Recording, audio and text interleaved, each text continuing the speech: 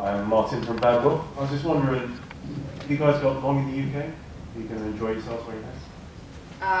No, I have to be at work on Monday. Oh, yeah. And then I have the rest of the week off. I was telling someone, so it's just a stroke of bad luck. If I wasn't working on Monday, I would be here for another week for sure. Yeah. And Cynthia, you were born here, so what's it like to be back? It's always great to be here. I love London in all its versions: gray, sunny, rainy. Mostly rainy. Mostly rainy.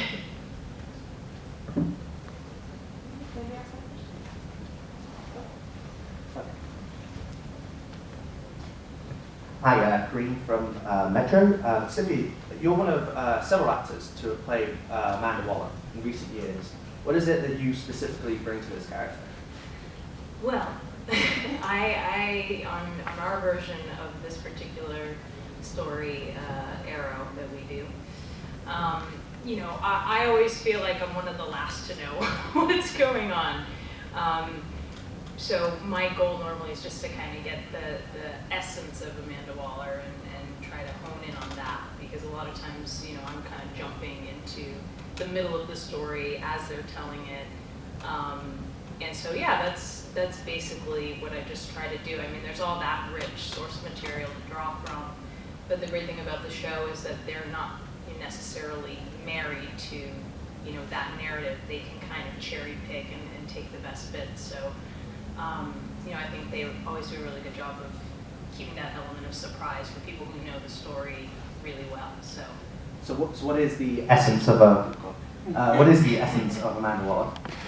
To me, I know that a lot of people see her as a bit of a villain, and I tend not to think of her that way. I just think she's a woman who does what needs to be done, and oftentimes that's unpleasant, but someone has to make the unpleasant choices in life, so that's kind of what she's tasked with. And so yeah, I sort of see it as that. It's not so much somebody who relishes doing evil things, it's just that she makes the difficult choices, and it's sort of like by any means necessary. So that's sort of my quick take on it.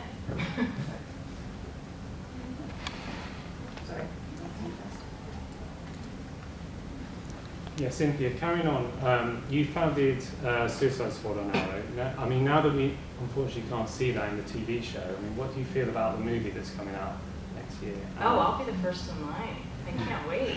I'm like super pumped to see the movie, and of course I'm excited that Viola Davis is going to be doing her version of Amanda Waller, and I'm very honored to even be in the same company in terms of the other actresses that have portrayed that character.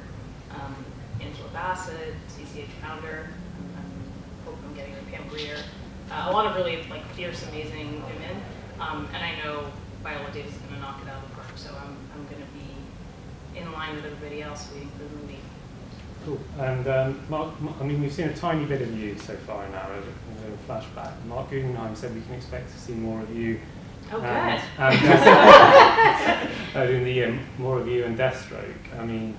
What are the chances he'll be back, and how much more could we expect to see from you? Oh man, I'd be the last to know. I think it's really lovely that with this universe, you have this wealth of characters, and so you just never know who is going to pop up or go away or return, and I also don't know that for myself. So as long as I'm alive, and you never know, a character can even disappear and then magically reappear. So as an actor, that certainly keeps you on your toes, and there are a handful of us that formerly worked on another show, Spartacus, and we had some fans and the producers, which we're very grateful for. So yeah, we always like to have a little reunion if our paths ever cross, but yeah, we'll see. I'm Jen from Sci-Fi Now. For Iris's character, she's kind of really coming out on her own. At the moment, we're going to see more of her as a reporter, and what is it like to play a female character who is not defined by the relationship that she has with the main male character? We will see more of that, hopefully, in this season. I will say we haven't shot too much of that yet. If you've watched, I don't know where you guys are. Have you seen 3? 3's on Tuesday. So 3 on Tuesday. You definitely get to see Iris kind of be a badass reporter. So I think it's a tease of what's to come for Iris later in the season. I'm always advocating and hoping for more of that because that's kind of how we know Iris in the comic books is this kind of ace, badass reporter. So I just don't know when that's going to kick into full gear, but what I've always loved about Iris is for her as a character, we see the slow burn of her evolving as a woman. You know, she hasn't, season 1, she wasn't perfect and she didn't have everything together. And so it's nice to see a woman kind of evolve on screen. And your other question, which was? What's it like to be a female character that exists outside the relationship with the male counterparts? Yeah, it's actually quite nice, and I'm kind of always fighting it in the fandom and reporting world. You know, I think people are always wondering, when is Iris going to get with Barry? When is that going to happen? And I'm always saying, you know, we as women and as characters are so much more than the men that we are associated with. And so I'm constantly trying to advocate that for Iris. Hey, it would be great to see her with Barry because that's kind of an iconic couple, right? So it's really fun that that's a possibility for our show. But what I get excited about is her agency in life and what she can contribute to Team Flash. You're welcome.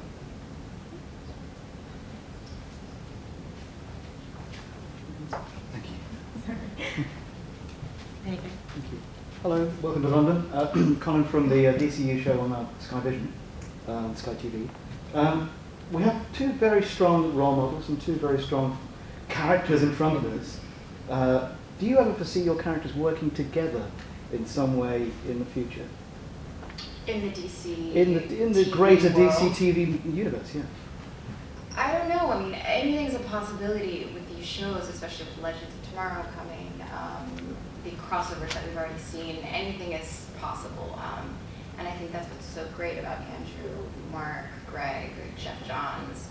I don't know, I think it would be great. That would be great. I don't know much about Arrow. I've just started kind of watching every Wednesday night. I happen to be off on Wednesdays lately, and so I'm just starting to get into it.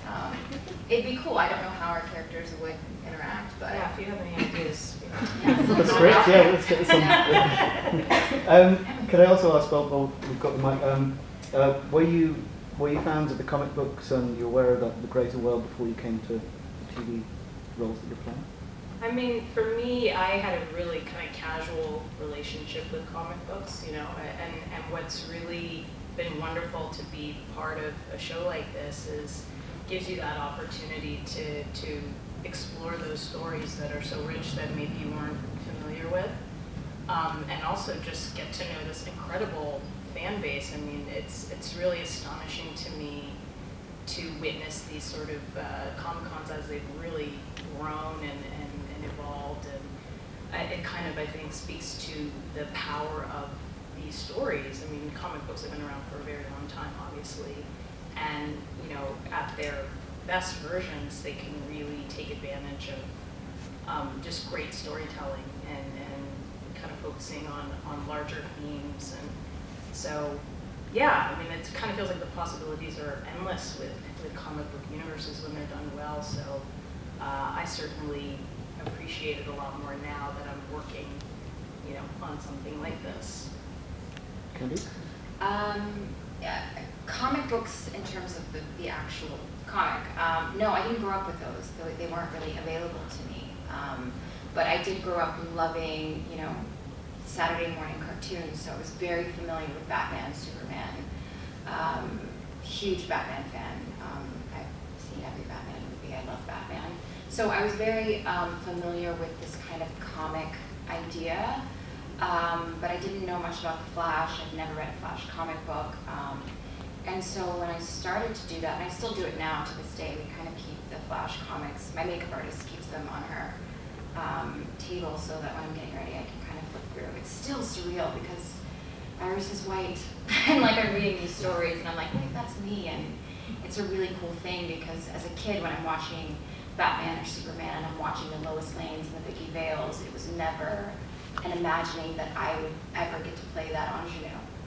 So it's cool that that's happening, and a lot of girls are watching that and are inspired.